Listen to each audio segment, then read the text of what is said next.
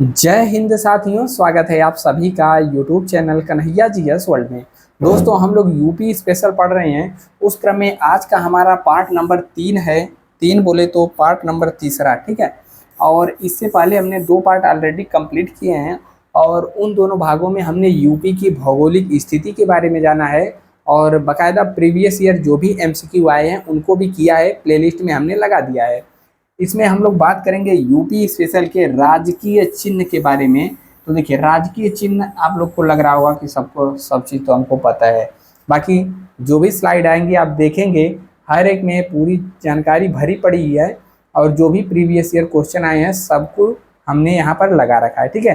बाकी चैनल पे नए हैं तो सब्सक्राइब जरूर करिएगा और ऐसे ही तमाम वीडियो उपलब्ध हैं। आप UP police, RO, UP PCS किसी की भी तैयारी कर रहे हो और यूपी पुलिस के लिए हमने मेंटल एप्टीट्यूड भी नया क्लास स्टार्ट करके प्लेलिस्ट में लगा दिया है। तो चलिए शुरू करते हैं। देखिए, आपके सामने पहला स्लाइड यहाँ पर रहा, उत्तर प्रदेश का राजकीय चिन्ह। और इसमें क्या है, देखिए, उत्तर प्रदेश का राजकीय चिन्ह की बात करें तो आप यह लोगो तो देखे ही होंगे। अब इसमें भी क्वेश्चन घुस घुस करके पूछता है कि इसमें क्या क्या है और क्या चीज़ प्रदर्शित करता है। तो देखिए, आपने तो देख लिया गोले के अंदर आपको जो यह दिख रहा है, यह क्या है, यह 2 नदियों को प्रदर्शित करता है, गंगा और यमुना, ठीक है। गंगा और यमुना क्वेश्चन पूछा हुआ है कि यूपी का जो राजकीय चिन्ह है यमुना, ठीक है। यूपी का जो राजकीय चिन्ह है उसमें जो 2 रेखाएं गई हैं वह किसको प्रदर्शित करती हैं, ठीक है।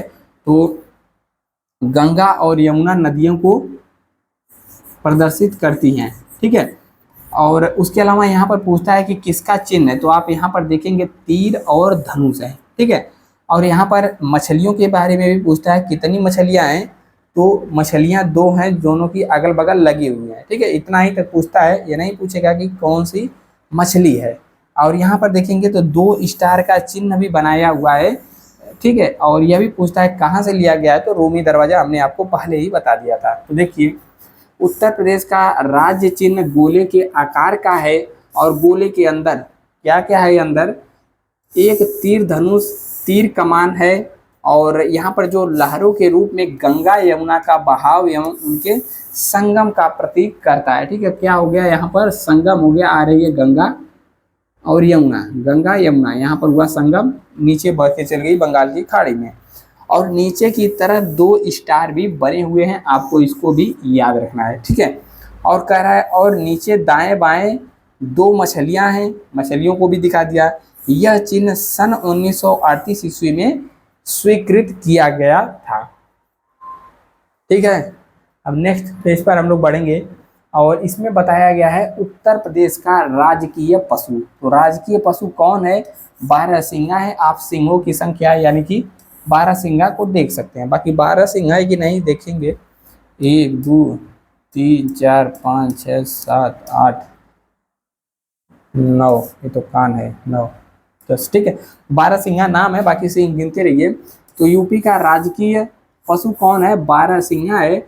और इसका वैज्ञानिक नाम भी पूछ देता है तो वैज्ञानिक नाम भी मेंशन किया हुआ है। 12 सिंघा को उत्तर प्रदेश का राज्य सरकार ने राज्य पशु के रूप में अपनाया है। और दूसरा पॉइंट है, 12 सिंघा या दलदल का मृग के नाम से भी इसको जाना जाता है। दलदल का हिरन या हिरन की एक जाति है जो कि उत्तरी और मध्य भारत में दक्षिणी पश्चिमी नेपाल में पाई जाती है, ठीक है। और 12 सिंघा को वाइल्ड लाइफ प्रोटेक्शन एक्ट 1972 के तहत शेड्यूल में रखा गया है, ठीक है। कौन सी शेड्यूल में रखा गया है, यह मिसिंग लग रहा है, ठीक है। इस तथा IUCN यानी कि international union of conservation nature की रेड लिस्ट में इसे VU की कैटेगरी में रखा गया है, ठीक है। तो 12 संज्ञा क्या है, राजकीय पशु है यूपी का। अगला आता है और यहाँ पर यह कह रहा है कि राजकीय पक्षी, यूपी की राजकीय पक्षी कौन है, तो आप यहाँ पर देख सकते हैं सारस है, ठीक है। सारस को कई नामों से जाना जाता है, सारस या फिर इंग्लिश में इसको क्रॉन्च भी कह सकते हैं, ठीक है। अब देखेंगे वैज्ञानिक नाम पूछ दे तो ब्रूस एंटिगोन इसका वैज्ञानिक नाम है। और सारस लंबी टांगों, लंबे गले और उड़ने वाला एक विशाल पक्षी है। इस पक्षी को मुख्यतः गंगा के मैदानी और और क्या है, इसी प्रकार के समान जलवायु वाले अन्य भागों में देखा जाता है। भारत में पाए जाने वाला सारस पक्षी यहाँ के अस्थायी प्रवासी होते हैं और IUCN द्वारा इसको भी संकटग्रस्त प्रजाति में घोषित किया गया है। संकटग्रस्त प्रजाति के रूप में सारस को भी घोषित किया गया है। ठीक है, बाकी नेक्स्ट आता है और यहाँ पर आता है उत्तर प्रदेश का राजकीय पुष्प। पुष्प बोले तो फूल। आप यहाँ पर देख सकते हैं पलाश, जिसको टेसू नाम से भी जाना जाता है। इसको जंगल की अग्नि के नाम से भी जाना जाता है, क्योंकि यहाँ पर देखेंगे जब यह पेड़ों पर फूलता है तो दूर से देखने पर ऐसा ही प्रतीत होता है कि मानो वहाँ पर आग ही लगी हो। कलर भी देखेंगे तो रेड और यहाँ पर पीला, ठीक है, जैसे आग जलती है सेम वैसा ही दिखता रहता है। तो पलाश या टेसू या ढाक का भी इसको फूल कहा जाता है। वैज्ञानिक नाम पूछ दे, ठीक है, तो ब्यूटिया मोनोस्पर्मा इसका नाम है। पलाश भारतवर्ष के सभी प्रदेशों और सभी स्थानों में पाया जाता है। पलाश के फूल नारंगी रंग के होते हैं और यह होली के आसपास यानी कि फरवरी से मार्च के महीनों में पूरी तरीके से खिल जाते हैं और इनको देखने पर बहुत ही ज़्यादा खूबसूरत लगते हैं। इसे जंगल की आग भी कहा जाता है, क्योंकि यह दूर से देखने पर आग जैसा ही नजर आता है। नेक्स्ट आता है यहाँ हमारा उत्तर प्रदेश का राजकीय वृक्ष। राजकीय वृक्ष आपने देखा होगा गार्डन वगैरह में, जो पेड़ थोड़ा लंबे जैसे होते हैं, कुछ इस प्रकार से लंबे होते हैं और यहाँ पर पत्तियाँ निकली रहती हैं कटाई छटाई के बाद। बाकी यहाँ पर आप देख सकते हैं राजकीय वृक्ष क्या है, अशोक है। वैज्ञानिक नाम है सारका अशोका। ठीक है, अशोक का अर्थ होता है यहाँ पर पवित्र और लाभकारी। यही गुण इस वृक्ष में भी है। अशोक का वृक्ष 25 से 30 फुट तक ऊंचा और बहुत सी शाखाओं से युक्त घना व छाएदार होता है अशोक का वृक्ष। अगला आ जाता है यहाँ पर राजकीय खेल। तो यूपी का भी राजकीय खेल क्या है, हॉकी है, और भारत का भी राष्ट्रीय खेल हॉकी ही है। ठीक है, हॉकी के बारे में जान लीजिए। उत्तर प्रदेश का राजकीय खेल हॉकी है।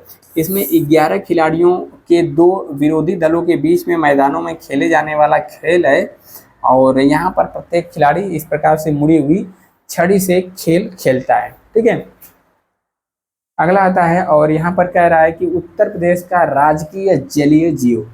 राजकीय जलीय जीव कौन सा है, तो यह है गंगा डॉल्फिन।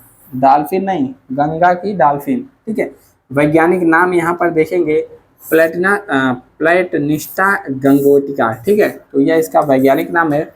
बाकी 6 अक्टूबर वर्ष 2023 को उत्तर प्रदेश का राजकीय जलीय जीव घोषित किया गया था तथा भारत सरकार द्वारा सन 2009 में राष्ट्रीय जलीय जीव के रूप में स्वीकारा गया था। ठीक है, तो पहले राष्ट्रीय था और बाद अब भी राष्ट्रीय है, लेकिन यूपी ने कब अपना राजकीय जलीय जीव घोषित किया, तो अभी हाल ही में 6 अक्टूबर 2023 है। तो करंट का भी क्वेश्चन यहाँ पर हो सकता है।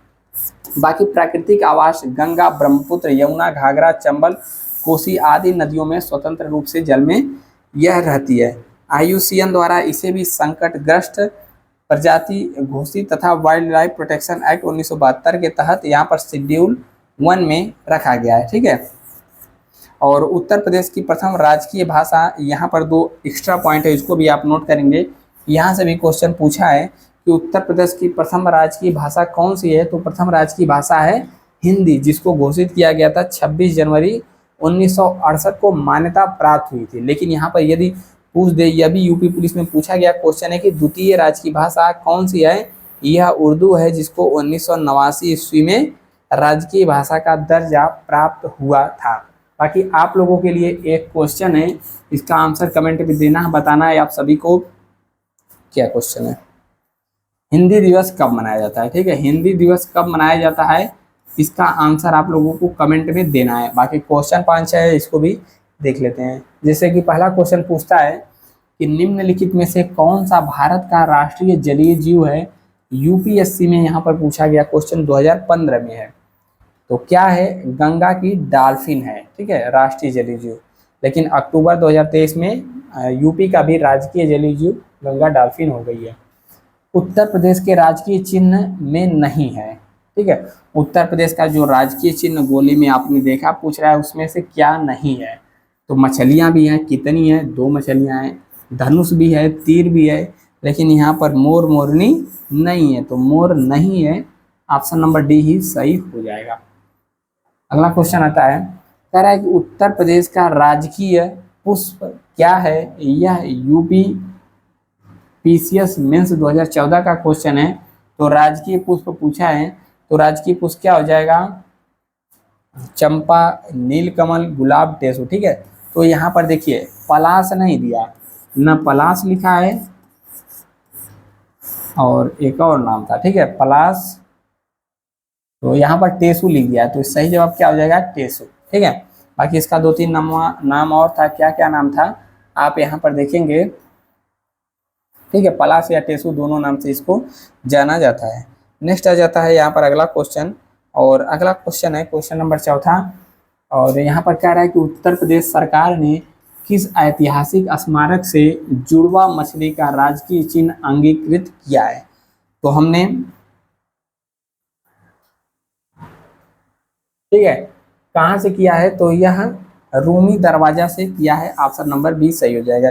यहाँ पर थोड़ा सा आप लोग देखेंगे, यहाँ पर हमने क्या बता दिया है, यहाँ पर जो स्टार जो है, इसके अलावा यहाँ पर जो 2 मछलियाँ हैं कहाँ से लिया गया है, तो यह लिया गया था रूमी दरवाजा से। ठीक है, तो इसको आप लोगों को याद रख लेना है, जुड़वा मछलियाँ कहाँ से ली गई हैं, रूमी दरवाजा से। शायद हमने वहाँ पर स्टार बता दिया है, तो यहाँ पर मछलियाँ रूमी दरवाजा से ली गई है।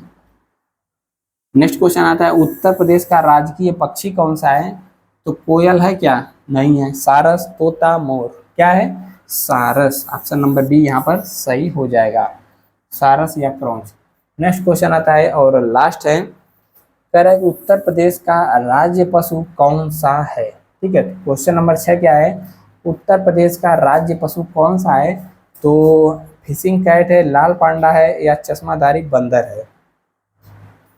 उत्तर प्रदेश का राज्य पशु कौन सा है, न तो फिशिंग कैट है, न तो लाल पांडा है, न चश्माधारी बंदर है, क्या है, राज्य पशु पूछा है, तो क्या है, बारहसिंगा। ऑप्शन नंबर डी यहाँ पर बनाएंगे और लिख लेंगे बारहसिंगा। ठीक है, बारहसिंगा उत्तर प्रदेश का राज्य पशु है।